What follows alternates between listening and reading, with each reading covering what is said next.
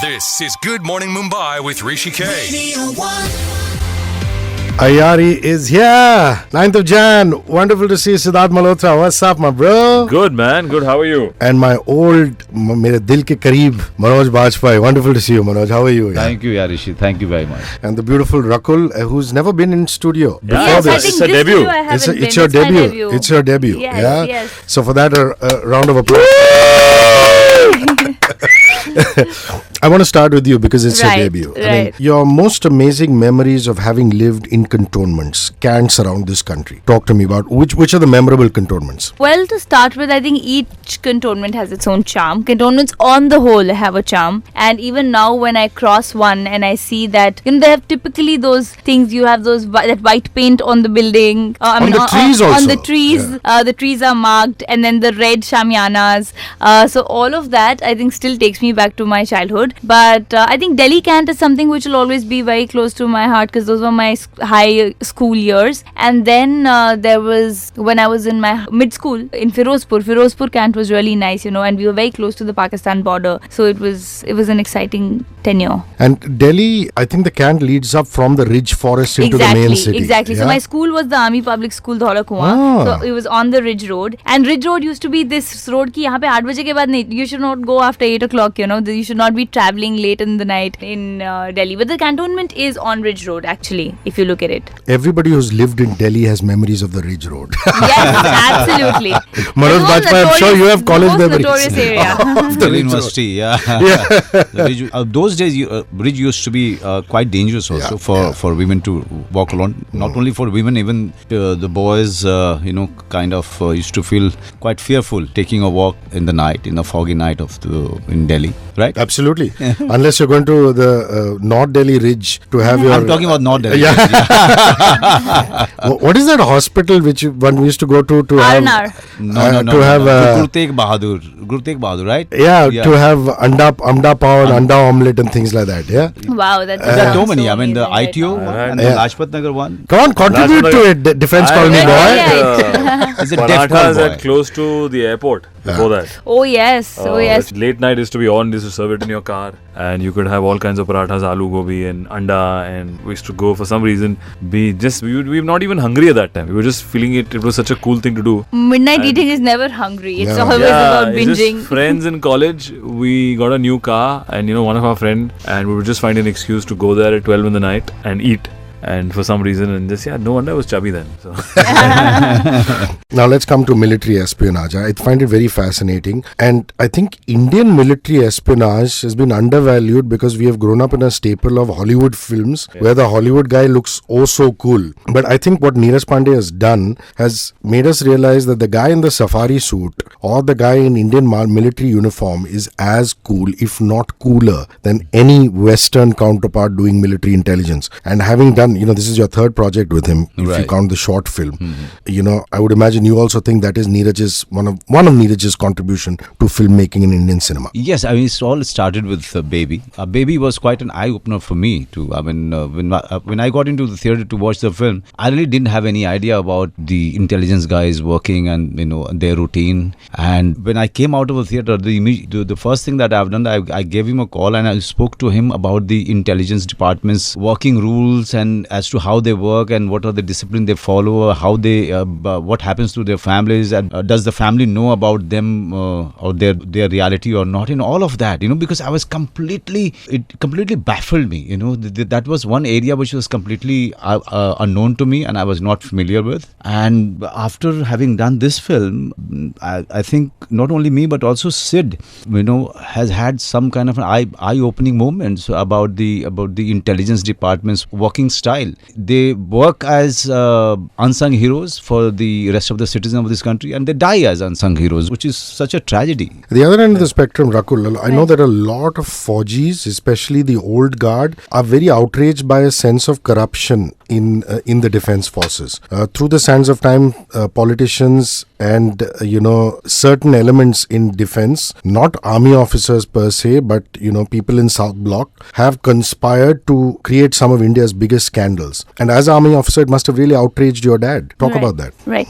See, I think scandals and corruption is unfortunate, but it is a part of our system, and somehow people have taken to it that corruption is there in India, and yes, my dad feels very strongly about it. And I'll just tell you this one example, that when my brother or us ever spoke about joining the army, he said things are not as great as they look from the outside. You don't understand the multi-layered system that it is, and it is not. And I was always that person who used to say, I'm going to bring a change, I'm going to be an administrative department, somebody working in an administrative department. So he used to always say that once you grow up, you're going to realize that everything is not black and white, and it is unfortunate that things are like that. But and that's what the film also talks about to some extent. But I guess that the change will come soon. I mean, it has to start at some point. Sid, you have said in interviews thus far saying that Manoj's character is kind of like a mentor to you on screen as far as Aiyaary is concerned. Talk to me about your character. I mean, is he a new cadet? There is a rock song. I imagine that was before you got into the army. Well, that's not in the film. It's not in the film. It's just a promotional song. That's an anthem. That's an anthem which lyrically defines really well what the film is trying to say to the youth. Koi kahani shuru to kar. It's talking about starting a movement or voicing issues that trouble you, rather than just taking them on or going on with it because it's been happening as a culture. It's a take on a younger generation. I'm playing Major Jai Bakshi, who's fairly junior to Colonel Abhay Singh, which is played by Manoj sir, and he's learnt everything from him. He has a lot of respect and love for him. He's taught him everything that he knows. And then when you have an argument with your guru on a very, very serious issue and you want to do something about it, sometimes words are not enough, so you have to take action to show them as to what you mean or what your point is. And that predominantly is, from my character's point of view, the tussle of showing him what I really mean and what's been going on, or things I've stumbled upon being the spies that we are, the military intelligence officers that we are. So it's predominantly a spy thriller with these two characters and all the other characters embroiled in this multi-layered story which touches upon the system, touches upon the youth, take on the army, the politics, the corruption, and it's entertaining in a way. It's an action, different kind of action, I would say. As I said, a spy thriller which India has never seen in this zone. Manoj, did you go to the Wagah border? Yeah? Oh yes, this time. Tell me what you felt. Tell me what I remember as a child in Firozpur camp, because my chacha was a doctor in the army. Right. He was in the armed medical corps. Going there and seeing the changing of the guard. That's the Husaini wala border. Yeah. It was just. We saw that on 26th January. That is, So it's almost as though they're doing these isharas to each other. Right. There was a lot of aggression. Is it still like that? I mean, see, for me it was a show. For me it was a spectacle.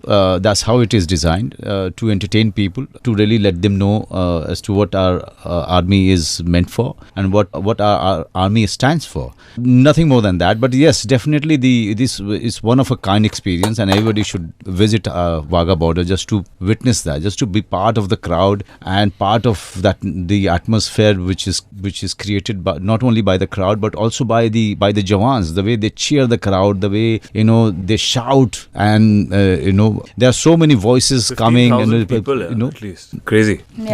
It was amazing. I mean, there are so many things that I have learned that I'm going to try out in some role or the other. I think the patriotic person in you comes out when you see the tricolor there, when you see so many people dancing to patriotic songs, Phir Bhi Dil Hai Hindustani, and all those songs playing. So it's just another. So happy to be Indian. Yeah, just so happy to be Indian. And we just keep cribbing about stupid things, but at the border you just feel like a proud citizen. As Sir was saying, it's a show. I mean, it's not genuine. I won't say it's genuine aggression that is being shown. It's they have over the years developed it into a performance show kind of thing. Yeah. Where you would just, it happens anyways, and apparently it's been going on since independence. Even though when the two countries were at war, they used to do this ceremony, and it's only gotten bigger and better over the years. So for me, it was the first time. And we were there on Republic Day, so it was huge. It was huge. Just the roar there, the sheer energy. It was like a stadium, and we were just cheering for just being there. Just being Indians. Just being Indian. So there was no match, or there was no scoring, or there was no. I mean, it was just a very different feeling. You did pretty well on the obstacle course. This was what Jaisalmer. Yes, Jaisalmer. Yeah, it just kind of makes you realize how fit you are or non-fit you are.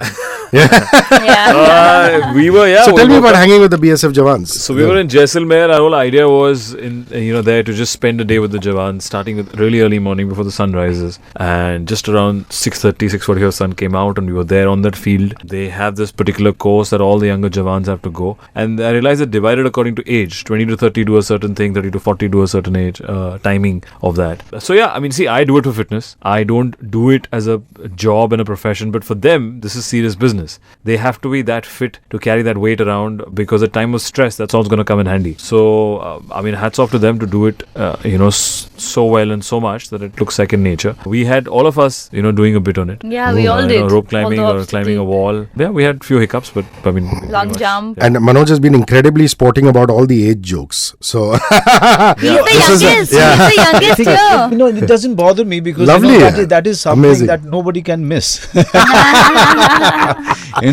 I keep thinking the film is divided in two generations: the very young and young. Two different It generations. was a hard task. Sid always says it was a hard task to make him look To make older. him look older. Rishi, when it struck me 12 years back, I visited my parents, and it was after a long gap, and suddenly I saw my parents much more different than the time that I have left them. And then I realized that, okay, so it's not only them who's aged, it's also me who has aged. So this is inevitable. This is the truth of life. And why truth should bother me? It doesn't bother me. Rather, I feel very happy and comfortable in whatever stage that I am. how was it meeting the BSF Jawans? Great. I have been on the borders, I mean, of course, being in the army, but it's very, very similar because I have seen the border closely when my dad was deployed during Oprakram, which was post-Kargil. There was again a Cold War situation. yeah. So he was on the Jaisalmer border. There's this small village called Chacha, and you could just see the Pakistan post from there. So I lived there for 10 days. So I have observed that I've lived in a mud house myself for a month. So I have seen all of that very closely. So for me, it was more exciting that the world gets to see it, and being there, and it just, like I said, revived my memories of my childhood and all of them understanding what army is all about. And I was like this overexcited enthu person there. See, this is what happens. See, this is what they do every day in the morning. These are their drills. So I feel fitness also is, these people are really fit and healthy, whatever we do outside in the gyms, or it's nowhere close to their strength levels, mentally or physically. So I think for me, the more exciting part was that everybody gets to see it.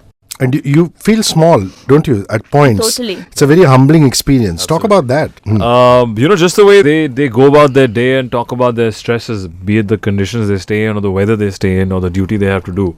I've never seen them complain. When I went to two borders right now, spoke to them, saw how they stay, what they eat. And I keep saying this, we were shooting, even in the film, when we were shooting in Kashmir, at the actual BSF camp, they have these fiberglass igloos, which have a room and a bathroom attached to it. It looks fairly comfortable from the outside and the inside. But when they told me one particular hazard of it is that in case of fire, you only have 60 seconds to get out. Wow. So, and he said it so matter of fact and so casually, that just shows that, they definitely have a lot of pressure, and they don't hold it on their shoulders or take it to their head. And that was a great learning that, we have everyday pressures. We get troubled by many various things on every day. It's nothing as compared to the pressures they see at their job. So Aiyaary actually means Behrupia. Or, Yeah. Someone It who knows means the art of trickery. Wow. Yeah. And that's kind of like a metaphor of what's happening in the movie also. Is it, Manoj? Right. Yeah? Yes. Yeah. My character and Sid's character, we are experts in changing our get-ups, to get into some other country, to get some information out of somewhere. So that's where it comes handy. Since Pooja is not here, tell me what Pooja is playing. Also, I want you to talk about that, Manoj, because you've already done the short film with her. Right. Which Neeraj Pandey had directed. So it's called Ouch, is that what it's called? Ouch to now. What is Pooja playing and where is she fitting? Pooja, in Ouch, she played a woman who's married, and she is in love with me, and I'm in love with her. I'm also married, and we decide to quit our family give up on our families, respective families, and be together. But this guy, he drops his family and he says bye to them. And when he comes to the hotel room, he suddenly realizes that this girl hasn't done that. So that was one 15 minutes moment between this woman and this man, where they both their intentions are completely different, and this man is completely betrayed by this woman who he was in love with. So that was a very ouch moment. But it was written by what really surprised me, that it was written by Mr. Neeraj Pandey, who otherwise will he comes across as somebody who's realism, gritty, all those things. Yeah. In Aiyaary, she's playing one of our team members, this covert operation team which is formed by the army, and this colonel is leading the pack, and Major Jai Bakshi, Sid is playing that role. He's also part of it, and Pooja is also part of it. She's the only woman member of the team. She has shown a lot of aggression in the film. There are so many moments where you really, I personally could not recognize Pooja Chopra, when she was there on the set, and she has given it all. Well, I would imagine that you would do the covert operation thing, considering you have 3 gyms. You own 3 gyms in Hyderabad, I believe. Yes. I own 2 in Hyderabad, 1 in Vizag. So the trick question is, how much time are you spending in those gyms? Well, I spend time in the gym now because I keep traveling. I'm not always in Hyderabad, or I barely go to Vizag, but I do surprise visits and checks there. But I generally spend time in the gym, but not. If I'm in Hyderabad, then it's my gym. But it's amazing, that at such a young age you've got into entrepreneurship. Don't they always tell you that in the media, Sidharth, but I guess, Manoj, saying ke boss, actor ho, performer ho, always get some business going. Yeah, because you have to know. Actor ko to theek hai, but security ke liye kya karoge? Because I feel that you are an actor as long as you have this, God forbid, whatever, and you get used to a certain way of living, and you get used to, let's face the fact, till you're 30, 31, people will want to see you maximum. That also if you maintain yourself well, and then they might just say, abhi budhi ho gayi hai, and now she's looking old, now let's find replacements. So whatever, times are changing now, but you never know. So I always had that in my head. When all else fails, the gym. Whatever. Something so cool, that interests me, and fitness really interests me, and I can only do a business in something that interests me, So next it would be, so I always say that it'll be either films, fitness or food. Nice. I'm going to venture in one of these 3. Yeah, the 3 F's of my life. So your character is not the action one. It's not the action one, but I play a software hacker. Software engineer in the film. I'm a hacker, and my character travels with Sid's character, and it's also an integral plot of how the story moves forward. It's an interesting, character. But we're on this side. And what are the sides, you'll know once you see the film on 9th Feb. There are also some usual suspects from Neeraj Pandey films, which is the great Nasiruddin Shah, Mr. Kher, So Nasir Bhai, I imagine, plays a common man again. That's what the trailer tells me. Do you guys have any scenes with them? You with Mr. Kher, you do, yeah? I have a scene with Mr. Nasiruddin Shah, and where he had all the lines. He was given 3 pages actually, where I was only supposed to listen to him and watch him. That was like a masterclass. He came prepared on the set with all the commas and the full stop ready. It's marvelous. At this age, this man's passion for the craft of acting is really admirable. You just sit there and watch him perform, and nothing else is required. And that kind of jolted me off completely as to how much I have to learn about acting, about the craft of acting, about those nuances that he has given to that speech. Particular speech was amazing. And Anupam Kher, if you really want to know how to deal with life, you should really watch him. You should really interact with him. There's not a single moment of quietness, not a single moment which goes without laughter or without smile with Mr. Anupam Kher. He is somebody who is always looking forward to his next day. He is somebody who is living the life, who is enjoying the life to the fullest, not taking himself seriously at all. And with Manoj also, you must have learned so much in terms of how instinctive he is about his acting. A lot. Sid, Even on set, just to see him prep, see him perform, and especially when we were doing the get-ups, to try different body languages, and he knows exactly when to bring it on and switch on and off, which I think is a great quality that Sir has. And also off camera, after that, he was very gracious enough and sweet enough to spend time and just sit and talk about what he does in acting workshops. And for somebody like me who is still wanting to learn, was a great amount of time being spent talking about just dialogue deliveries, character preparation, Hindi poetry, various things. Yeah, something I'm going to take forward. He has immense knowledge. about the language. And hanging out with Manoj is an enriching experience. It is, There's no doubt about that. Yeah. So I believe the entire film was shot on location. Yes. No sets at all. No sets at all. How cool is that? So Extremely. what are these locations? I mean, what cities did you go through? So Rakul? we shot in Delhi, London, Cairo, and Bombay. Kashmir, of course, Kashmir, and a little bit in Bombay. Cairo. That is Yeah, cool. Yeah. yeah. Your portions too in Cairo. No, mine is London and Bombay and Manoj Delhi. sir went to Cairo. Where does the story go to Cairo? Yeah, That is exotic, for that yeah? you'll have to watch. Yeah. Did you take a Nile River cruise or not? Or was it just work? No. We've done everything possible in nice. 3 days that we were there. For me, it was quite exciting because I wanted to see pyramid. Did you go up into that small cavity where you Yes, actually crawl up? You went all the way to the top. Very we impressive. went everywhere actually. Yes, I mean we were there post Civil War, so things are quite different. I believe in the museums have been ransacked and things like that. Yeah. No, I mean the all those mummies and everything is all preserved and safe.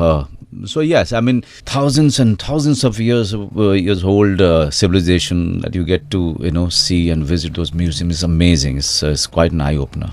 In Radio 1, we're doing a show called People United, India United, where we're basically turning around and saying that we are fed up with the kind of hate that is being perpetrated internationally and nationally. People are banning items of food. People are banning movies. World leaders and domestic leaders are propagating hate. This wasn't the case till about 10 years ago. People are trolling each other on the internet, faceless enemies. What can we do to stay together? What is it that we're doing wrong? Manoj Bajpayee, do you have any ideas on how we can be together as a nation and as people? Always look at the other one, look at each other and try to find what is different. There's nothing different. We just forgot that each and every person, no matter how, what their opinion is, what their dreams are, where they come from, what they eat or where, is nowhere different than us. I mean, the flesh and blood is the same. Ideas can be different, but let's leave a room for debate. Nice healthy debate, nice healthy conversation.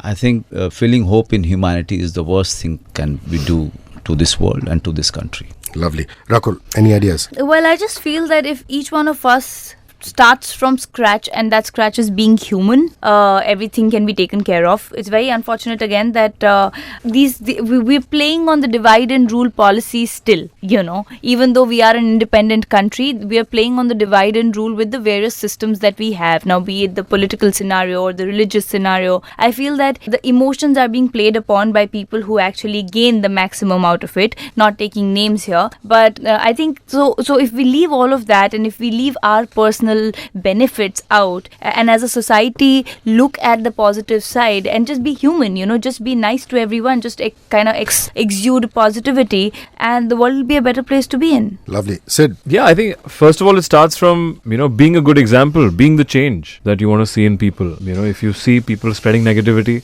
in no way you should try and encourage it, be it when it comes on your feed or your particular friends are trying to give you those WhatsApps or anything else.